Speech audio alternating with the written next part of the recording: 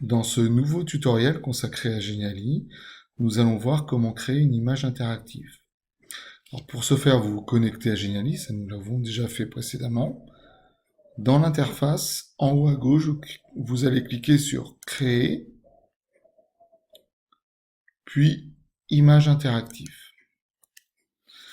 Alors là, tout est guidé en fait par Geniali.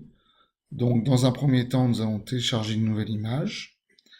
Donc cette nouvelle image, soit nous la glissons, déposons ici, ou alors vous cliquez ici. Voilà, il va vous proposer d'ouvrir automatiquement donc le dossier de téléchargement. Alors voilà, moi j'ai récupéré donc un tableau d'Autodix ici, et il suffit simplement de cliquer sur créer ma nouvelle image interactive. Ce n'est pas plus compliqué que cela.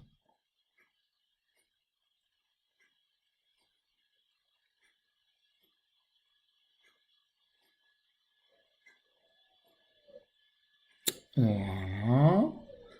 Donc automatiquement, donc Geniali va créer donc une diapositive en fait avec l'image de fond que nous avons choisie. Alors je vous présente très rapidement. Alors d'abord, première chose, ici à la place de Geniali sans titre, je vais lui donner donc un titre qui soit plus parlant. Bon, par exemple, tableau d'Autodix.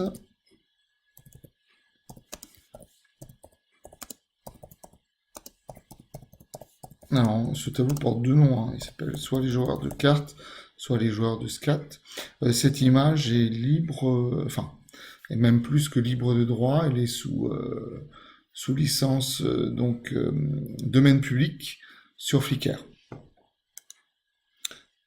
Voilà, donc je vous présente très vite l'interface de Geniali. En page, là, nous n'aurons pas l'utilité puisque nous n'avons qu'une seule diapositive, celle où il y a l'image. Alors, interactivité, ça, on va y revenir. Texte, pour ajouter des éléments de texte sur l'image. Ressources. Donc là, j'ai des formes, des lignes, des boutons. Ça, c'est important. Si je veux rajouter différents éléments ici.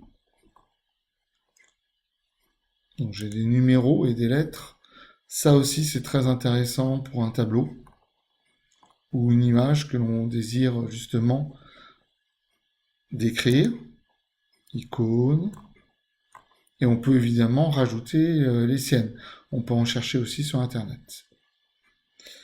Les fonds, alors même chose, je peux choisir des fonds de couleur. Peu l'intérêt ici. Animation, on y reviendra. Intégration aussi, image. Voilà. Alors, ce qui est important, il y a le plus et le moins ici. Ça me permet de zoomer sur l'image lorsque je désire être plus précis. Voilà, je vous ai dit tout ce dont nous avions besoin. Dans le prochain tutoriel, nous verrons justement comment créer de l'animation. Et je sauvegarde ici avant.